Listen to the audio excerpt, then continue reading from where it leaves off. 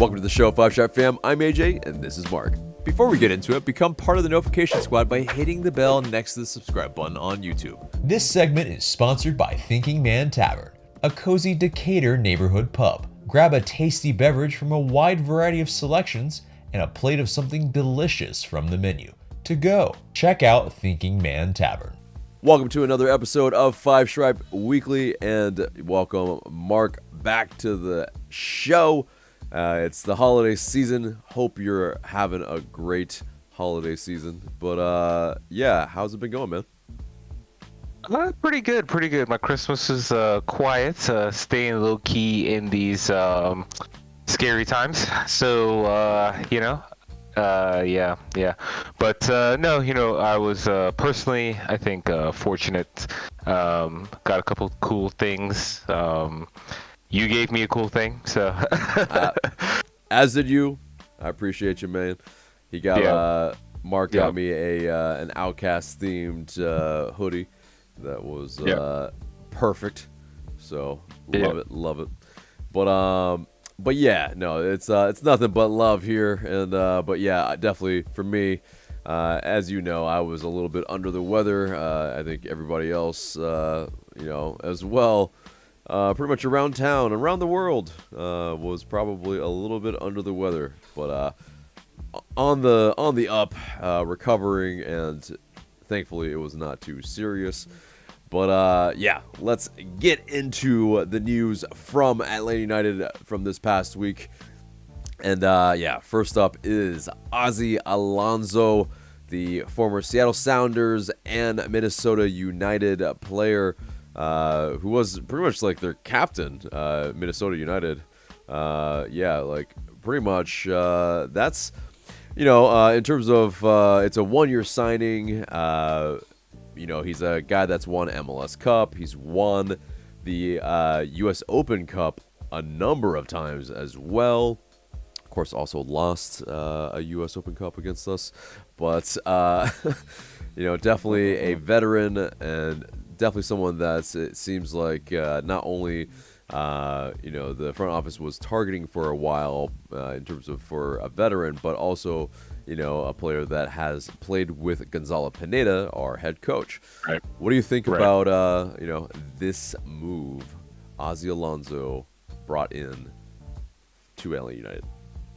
You'd have to think the familiarity with Pineda was definitely a key factor. And so, it's one of those things. I think, especially in the modern times, that in terms of clubs signing players, it does seem to be more of handled by a director or general manager or whatever, but you still need the input of the coach. And so it seems like this move it seems like the kind of move that everybody would sign off on, basically. I mean, I think it makes sense in a lot of ways. It kind of reminds you a lot of Parkhurst joining in 2017. I think... Yeah, I think at this point I would say definitely I have a healthy respect for experienced players in MLS, especially at that position. Especially you often talk about the spine of the team, and so I think having experience in the spine is key. And I mean, like, the midfield, for the last couple seasons has been a little bit problematic for us, and so starting to address the depth from early on in the offseason is definitely not a bad idea. Obviously the big thing is how much does he have left in the tank, but it seems like he's someone who takes care of himself, so we'll see. It's not a bad move. 36-year-old defensive midfielder, and definitely someone that's going to bring experience to that defensive midfielder position, and so he can maybe mentor the likes of Santiago Sosa, Franco Ibarra, that type of thing, and definitely glean them some insight, thing or two. But also, there's going to be a lot of competitions, in the next year. In that sense, of course, no Champions League, but still, definitely, there's going to be those type of, that fixture congestion that we're going to really need to be able to navigate. And having someone that's very, very experienced, and maybe isn't going to be like relied on to be, logging a ton of minutes every single game. Yeah, I think it'll be pretty beneficial. So yeah, I co-sign that this is probably a good move. We'll just see how much he does have in the tank, like you were saying. Hopefully this goes more in the way of a Parkhurst and less of a Lisandro Lopez. And it's definitely it's hopefully the former. But moving on from that, there are some other slight moves.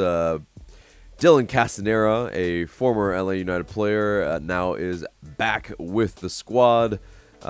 He's back part of the setup as a backup goalkeeper. Of course, Alec Can signed with FC Cincy, and we let go of Ben Lundgaard. And so, maybe is he, the actual backup, or is he like the third string? We shall see. But he was let go by San Diego Loyal, and it was definitely something that's, I think when you look at it, he's not a guy that was a backup goalkeeper at the MLS level. I'm not so sure that even though we did draft this guy, I'm not so sure that this was like actually a planned move. This was probably maybe a little bit of a reactionary move in my eyes. Almost immediately after Alec Can signed away, it's a guy that's at least some familiarity with the club. The team probably brought somebody in that's kind of really in a pinch maybe. But what do you think? Yeah, I mean, it just really seems like they're getting a body in there. It really seems like you were saying, it actually, because at first I was thinking like he's being brought in to replace Khan as the backup goalkeeper, but then there's Rocco Rios Novo, and Guzan is not getting any younger, and so you start to wonder when is that transition going to happen, and when is it going to happen, and so.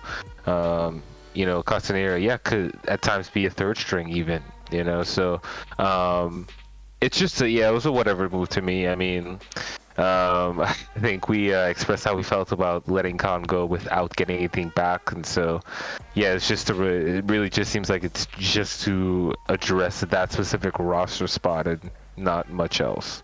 Yeah. And Rocco Novo, it would be a thing where we have to re-sign him, basically because he was on loan from Lanús last season. So it would be also something that, I mean, it seems like it's a player that we do like as well. But in terms of the large scheme of things, there may be another move, in my opinion, before. When we see Castanera making the 18s, a lot of them. But moving on from that, George Bello was linked with some chatter, at least some inquiries were made on Bello, and apparently Premier League side Watford was one of those clubs. And definitely very interesting. I mean, in terms of Bello, I mean, would he deserve a move to a Premier League side?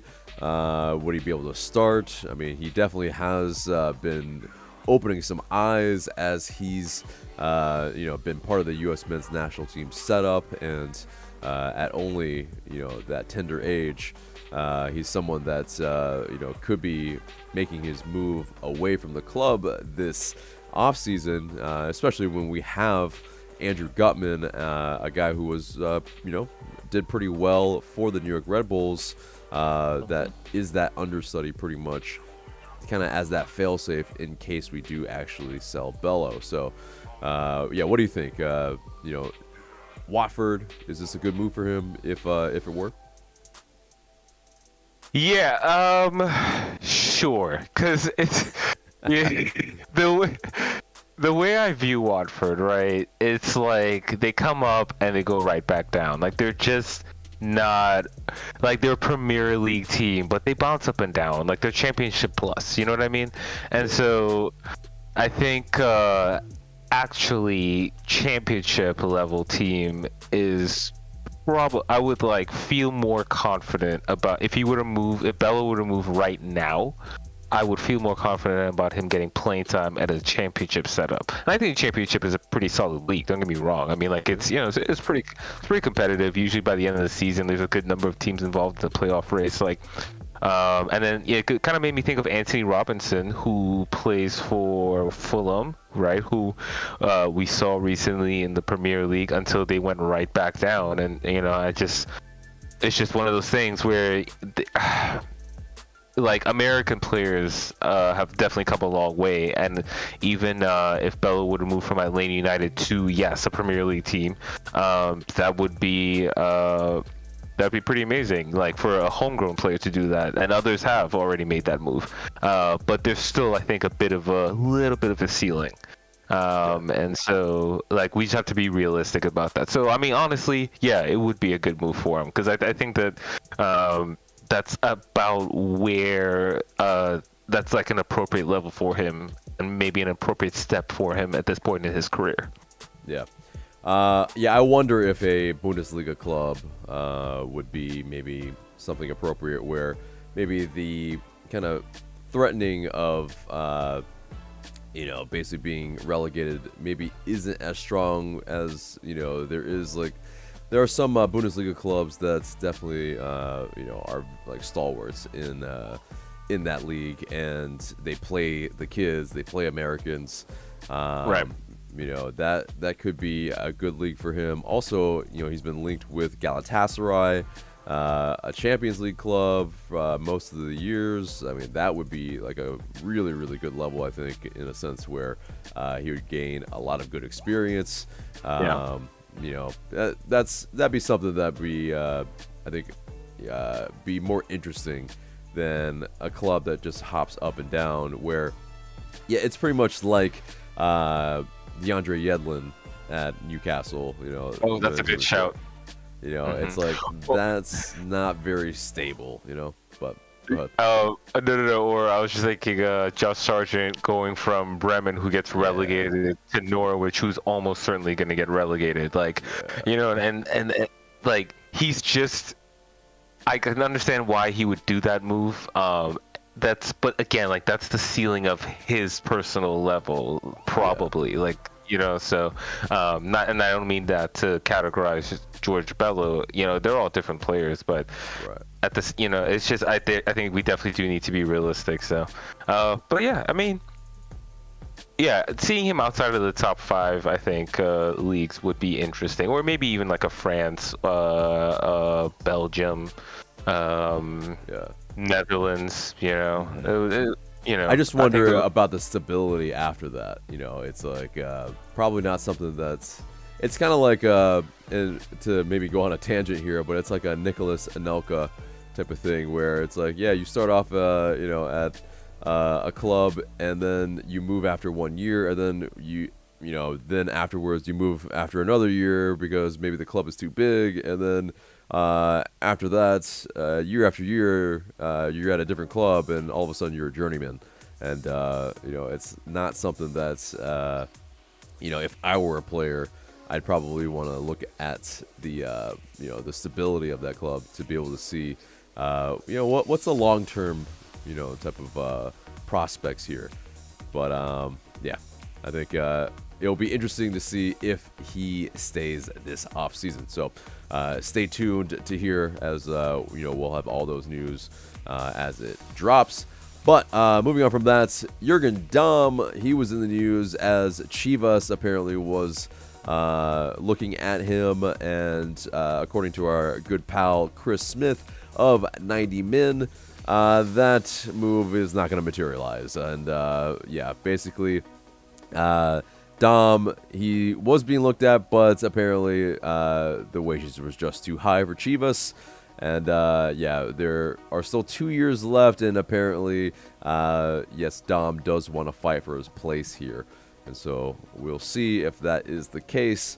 But what do you think? I mean, what's your give a percentage you think that Jurgen Damm is gonna be able to move out from LA United.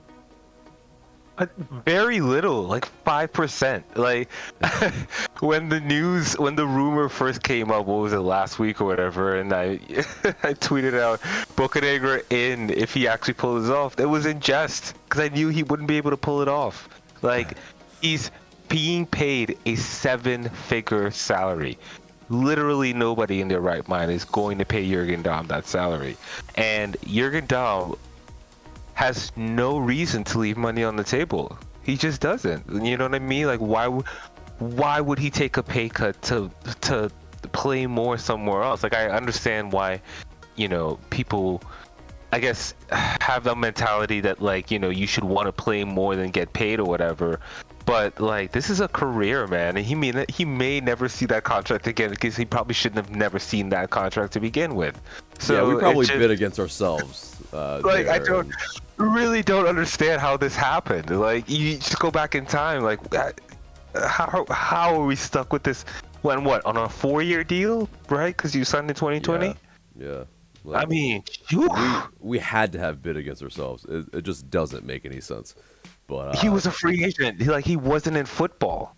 Yeah, like it's very, very odd. It seems like maybe some other factors were at play, and maybe something that we'll never know. But yep, I put that percentage pretty low too. I don't know about 5%, but I think if we buy him out, that's a maybe like 20% chance to me. Like if we buy him out. And I think we should, to be honest. I think we should. I mean, like, obviously, like, there's all the cap rules. We don't know. I don't know how a buyout would affect, like, the cap this season or what. But, yeah, if there's no penalty for buying him out, just buy him out. I mean, what's the point of keeping him around? I don't know, man. Yeah, we could take the hit because, obviously, in that sense, Arthur Blank is going to shell out the checkbook most years, so it's not really going to be too big of an issue. But anyway, moving on from that, Miguel Almiron and his wife, they posted a just freaking adorable photo of he and his mini Miggy. I mean, it's he looks almost exactly like them. It's there's no doubt it's their child. And yeah, I mean, it's like one of those things where it just blew up the internet when they posted it, because it's just like wow. I mean, they couldn't have produced a kid that just looks more like them, but the smile exactly like Miggy. I mean, it's just it's wild. But and there were cries for, not cries, but, people advocating that we sign him up already. Try to get him in the academy already. Let's go. But anyway, that does it for the news and a special end of year segment. We are going to talk the 2021 season awards. We'll go through MVP, attacker, defender, and young player of the year. That's under 23. And so let's go in that reverse order. All right. Okay. Let's keep that kind of interesting here. But young player of the year who's under 23, who's your pick? Yeah, it's hard to look past Santiago Sosa. I mean, he came right in. He was a stalwart in the middle. He played way more minutes than he'd ever had in his career before, which is another reason why I think the Ozzy Alonso signing is probably a smart one. And I mean, when he was in there, he was pretty immense. I think certainly probably his fatigue set in. His effect kind of wore off as the season went on, and it's understandable. But I thought he was, we've seen moving from a different league, from a different country, how difficult that has been for other players, and for him to come in and basically cement himself right away, show his quality really from day one.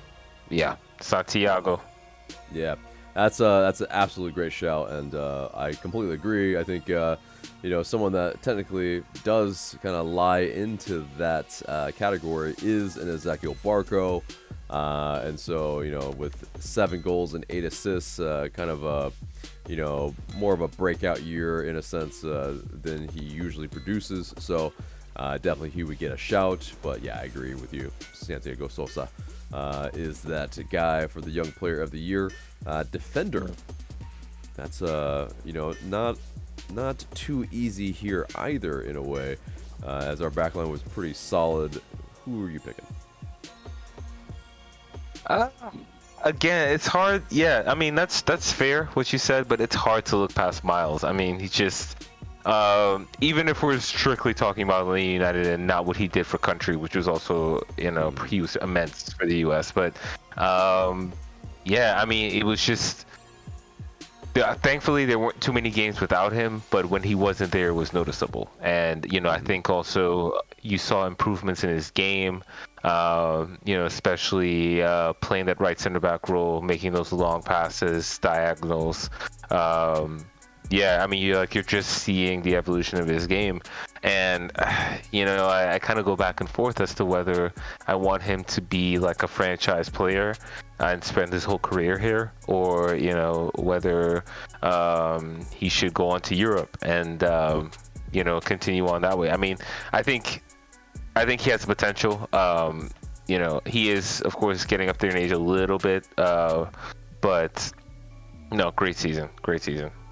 Yeah, I mean, it's 24. I mean, it's definitely one of those things where, this was kind of a banner year for Miles Robinson, not only with the U.S. men's national team, but scored his first goal for LA United.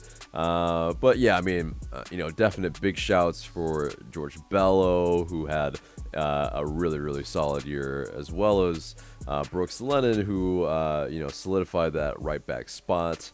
And then also Alan Franco, who, maybe initially in the 2021 season didn't start off, gangbusters, but definitely became a solid part of that back line where he became really reliable. And, he definitely, I think it was really refreshing to not see our back line just be yellow card machines. While he's got maybe a rash tackle in him here and there, it definitely was not like an LGP or Franco Escobar level. So, yeah, no, fully agree with you. Miles Robinson is the guy there. Now, attacker of the year, there could be some shouts here for a few players, but who have you gone with? So I'll just say, without giving away too much, I'm not going to have any repeat answers on this. So my attacker of the year is Joseph, because, leading goal scorer. And even, with everything he was battling personally, again, it was just immense. And the effect he had on the team was noticeable when he wasn't there. And it's not a lot of strikers actually have that effect on a team, have that influence on the team. You see a lot of strikers that are almost disconnected from the play and they're just waiting to score. But Joseph does so much more than that, and when he is up there, being that focal point, I mean, it makes, I think, everybody else's job easier. And so, once again, Joseph coming back from ACL injury to, I think, have that type of goal scoring year. It obviously is not anything close to what he's done before. But again, with everything he battled, immense effort this season. Yeah, no, fully agree there. Although, I give some shout outs, I think, to not only Ezequiel Barco again, but it's not really the full season, but I think you could see the impact definitely when Luis Araujo came in. Definitely changed the side. Pretty much it made both wings essentially very, very, very dangerous, and something that's maybe the cohesion maybe wasn't quite there collectively as a team, but definitely having that outlet, having that guy who could break down sides like Araújo did. He's that kind of guy that I think once he got into the side, we looked a ton better. We looked like a team that could beat anybody on the day. And so, definitely something that there's more to come from a player like him. But all right. I mean, go ahead. No, so just real quick. I mean, for him to come in mid-season and have that immediate impact, from day one you saw the difference, the influence that he had. So yeah, I think that's a pretty solid shout as well. Yeah, and so now to MVP, and this could be anybody. It could be goalkeeper, it could be defender, attacker. There's some players that could have a good shout. Guzan, solid all season, maybe a top 5 goalkeeper in the league. With Miles Robinson as well there. I know you already pretty much spoiled that you won't be repeating your answers. And also, Ezequiel Barco, Jose Martinez, Marcelino Moreno. There could be, a number of guys that's, kind of held it down all season. Who have you decided to go with? It's because Miles, I think, would be a fair candidate for MVP. Joseph is always a candidate for MVP. But I think for me, Marcelino Moreno was Atlanta's most valuable player because of his consistency. Just game. I think like at the very beginning of the season, it was kind of like what we were seeing last season. We weren't sure what to expect from him. But I think, especially starting with that Montreal game, and then from then on, it was just consistency. A little bit Miggy-esque, a little bit Nagby-esque in terms of his work rate in the middle of the park, on the counterattack. Dribbling at players. Then I have a picture of the stat that they showed at the Benz that we were at in one of the fall games, but leads Atlanta in expected goals and expected assists. Like that blew my mind, and he finished the season second in goals and second in assists. And so I just think that he ended up being quite influential to Atlanta being a 5th seed, and yeah, I mean, being decent. I mean, obviously, the season didn't end how we wanted it to, but we were certainly improved halfway through the season, and I think he was a big part of that.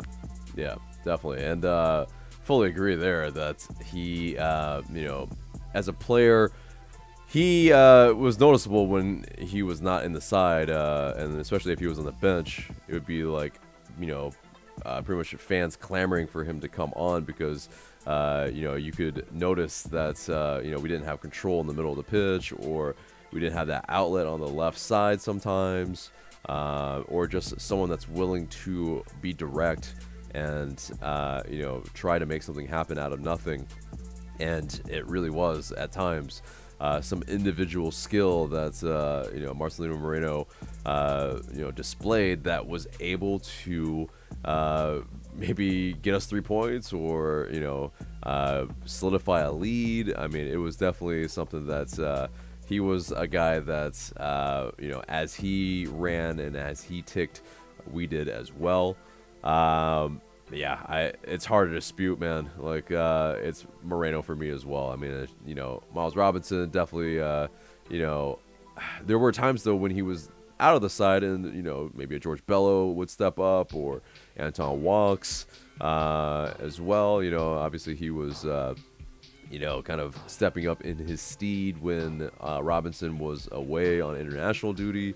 So it was definitely like, Moreno had to pretty much kind of carry our attack sometimes, and it is what it is. I think he deservedly gets that MVP. But what do you guys think? Who are your end of season awards? Definitely let us know in the comments below. But that pretty much does it for the show, except for the question of the day. And the question of the day is, it's the final 5 Stripe Weekly of 2021. And so We want to know, what was your favorite memory of the 2021 season? Let us know in those comments below. But guys, that is the episode. Remember to like, share, comment, subscribe. For Mark, I'm AJ. We'll see you in the next video.